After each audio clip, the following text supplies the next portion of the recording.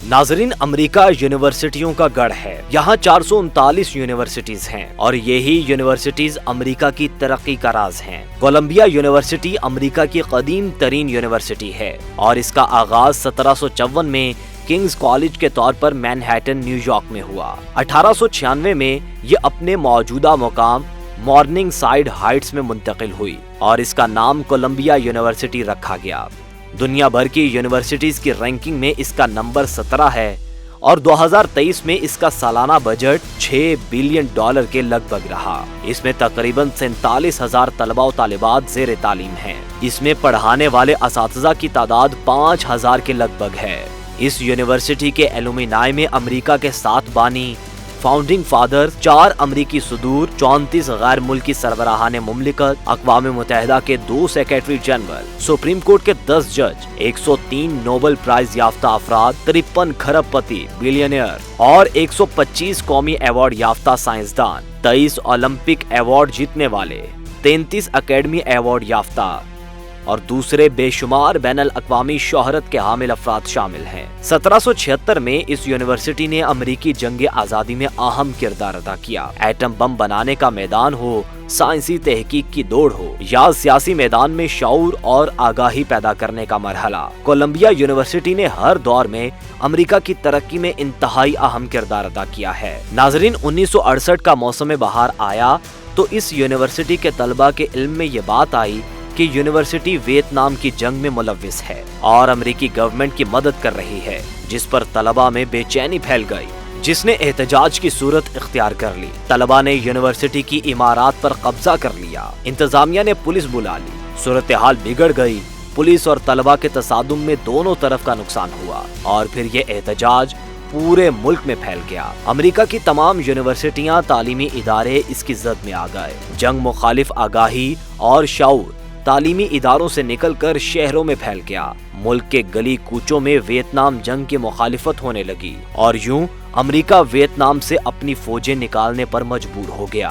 70 साल तक इसराइल ने अमेरिका के सहारे मजलूम फलस्तीनियों पर जुल्म सितम का बाजार गर्म किए रखा। अमेरिका इसराइल की रखेल का किरदार अदा करता रहा, लेकिन अब लगता है कि तारीख का पहिया एक बार फिर उल्टा घूमना शुरू हो गया है। गजा के हजारों बेगुनाह मजलूमों का लहू सर चढ़कर बोलना शुरू हो गया है।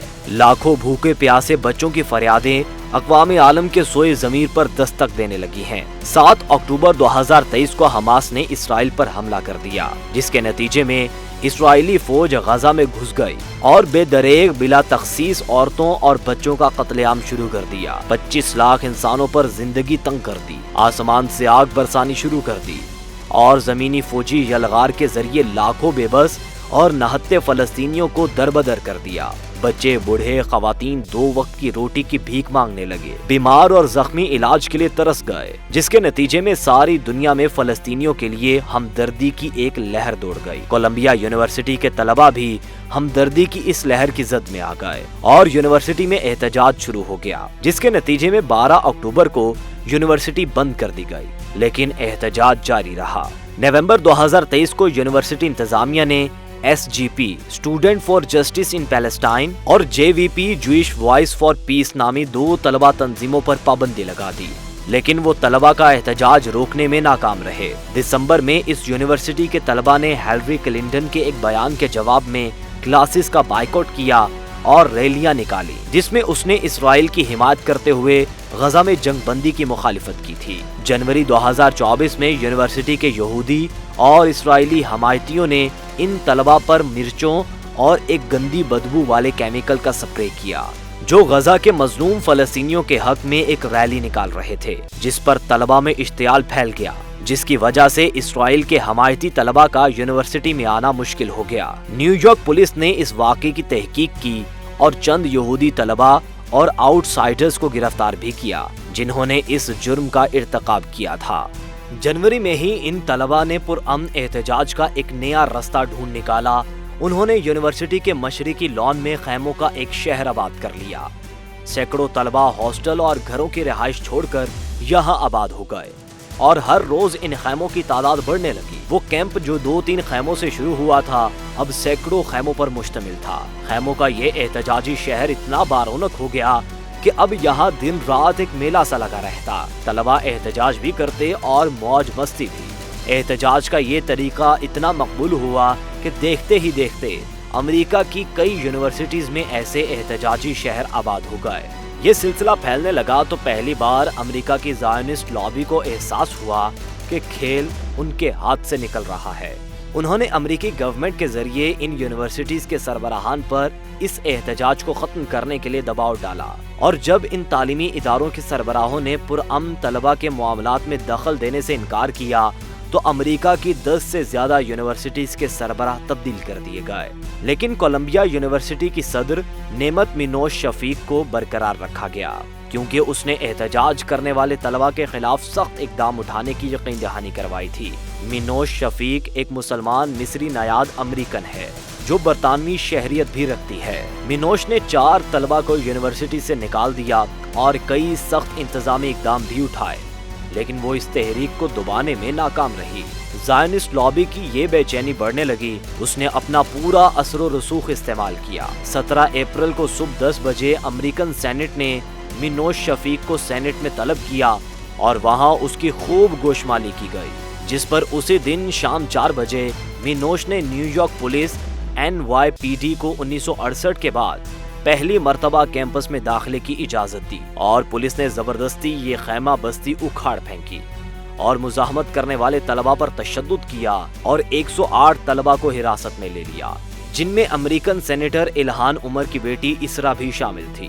جس وقت پولیس ان مظاہرین کے خلاف ایکشن لے رہی تھی، اس وقت 114 اسٹریٹ اور ایمسٹرڈیم ایونیو پر اسرائیل کے حامی امریکی جھنڈا لہراتے ہوئے جشن منا رہے تھے۔ گرفتار شدگان کو عدالت نے اگلے ہی دن رہا کر دیا اور انہوں نے واپس آ کر اپنی بستی پھر آباد کر لی۔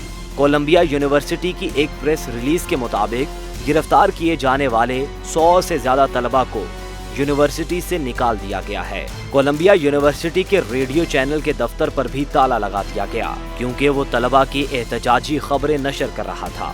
یونیورسٹی کو غیر معینہ مدت کے لیے بند کر دیا گیا اور طلبہ کو آن لائن لیکچر لینے کی ہدایت کی گئی، جو اکثر طلبہ نے احتجاجاً مسترد کر دی۔ پولیس کی کیمپس میں داخلے، طلبہ پر تشدد، گرفتاری، ان کے یونیورسٹی سے اخراج اور یونیورسٹی کی بندش کی خبریں پھیلیں تو امریکہ کی دوسری یونیورسٹیز بھی اس کی لپیٹ میں آ گئیں۔ ملک بھر کے طلبہ میں اشتعال پھیل گیا اور یوں یہ تحریک پورے ملک میں پھیل گئی۔ جن یونیورسٹیز کے طلبہ پہلے ان معاملات سے بے خبر اور دور تھے، وہ بھی اس میں شامل ہو گئے۔ اب ان 10 دنوں میں یہ تحریک امریکہ کی 25 سے زیادہ ریاستوں کی تقریباً 150 یونیورسٹیز میں پھیل چکی ہے۔ 500 سے زائد مظاہرین کو گرفتار کیا جا چکا ہے، لیکن حالات تیزی سے بگڑ رہے ہیں اور معاملات ہاتھ سے نکلتے محسوس ہو رہے ہیں۔ اٹلی، فرانس، برطانیہ اور یورپ کے کئی اور ممالک کی یونیورسٹیز کے طلبہ بھی اس میں شامل ہو چکے ہیں۔ آسٹریلیا میں university of Queensland, Sydney university اور یونیورسٹی آف میلبرن میں بھی احتجاجی خیمہ بستیاں آباد ہو چکی ہیں۔ پچھلے ہفتے دنیا بھر کی ان تمام خیمہ بستیوں میں خیر سگالی کے طور پر یہودیوں کا سالانہ تہوار پاس اوور منایا گیا۔ پاس اوور یہودیوں کی ایک سالانہ عید ہے جو 7 دنوں تک منائی جاتی ہے۔ اس عید کا آغاز یہودی تقویم کے مطابق 15 اپریل سے ہوتا ہے۔ اس کو بعض مسیحی فرقے مثلاً کیتھولک بھی مناتے ہیں۔ پاس اوور کو عید فطیر اور بے خمیری روٹی کی عیدی بھی کہا جاتا ہے۔ یہ بنی اسرائیل کی فرعون کے قبضے سے رہائی کی یاد میں منائی جاتی ہے۔ یہ تہوار عموماً بہار میں جوار کی کٹائی کے دنوں میں منایا جاتا ہے۔ ان طلبہ کا مطالبہ ہے کہ امریکی یونیورسٹیاں اپنے عسکری، ثقافتی، تعلیمی اور معاشی تعلقات اس وقت تک اسرائیل سے منقطع کر لیں جب تک وہ فلسطینیوں پر ظلم و ستم بند نہیں کرتا۔ امریکی حکومت اسرائیل کی مالی اور فوجی مدد فی الفور بند کرے، غزہ میں فوری طور پر جنگ بندی کی جائے، اسرائیل فلسطینیوں کے وجود کو تسلیم کرے اور علیحدہ اسٹیٹ کا حق دے۔ ان 10 دنوں میں حالات اس قدر خراب ہو چکے ہیں کہ کل نیو یارک ٹائمز نے اپنے ایک مضمون کی شہ سرخی میں لکھا What Colombia should have learned from the protest of 1968۔ امریکہ کی صہیونی لابی، امریکی گورنمنٹ اور اسرائیلی قیادت اب پریشانی اور بھکلاہٹ کا شکار نظر آتی ہے۔ امریکی انتظامیہ کا ہر پرزہ اس احتجاج کو غیر قانونی، غیر جمہوری، غیر اخلاقی، نسل پرستی اور یہود مخالف ثابت کرنے پر لگا ہے، بلکہ کچھ نے تو اسے دہشت گردی سے بھی تشبیہ دی ہے۔ दुनिया भर का मीडिया इस एहतजाज की खबरें दुबाने और रोकने पर लगा है। बहुत कम मालूमात सोशल मीडिया के जरिए दुनिया तक पहुंच रही हैं। अमेरिकी सदर जो बाइडन और इस्राएली वज़ीर-ए-आज़म नेतन्याहू ने इसे एंटीसेमिटिक और हिटलर की बाक़ियात कहकर पुकारा है। हालांकि इस एहतजाज में अमेरिकी यहूदियों की कई तंजीमें जैसे JVP Jewish voice for piece जैसी यहूदी तंजीमें भी इस एहतजाज में शामिल हैं। CUAP Columbia University apartheid divest और DSA democratic socialist of America जो इन मुजाहिरों का एक अहम हिस्सा हैं। इन तंजीमों में भी अमेरिकी यहूदियों की एक बड़ी तादाद शामिल है। अमेरिकी सेनेट के स्पीकर माइक जॉनसन ने कोलंबिया यूनिवर्सिटी की लॉ लाइब्रेरी के सामने तकरीर करते हुए मुजाहिरीन की मजम्मत की।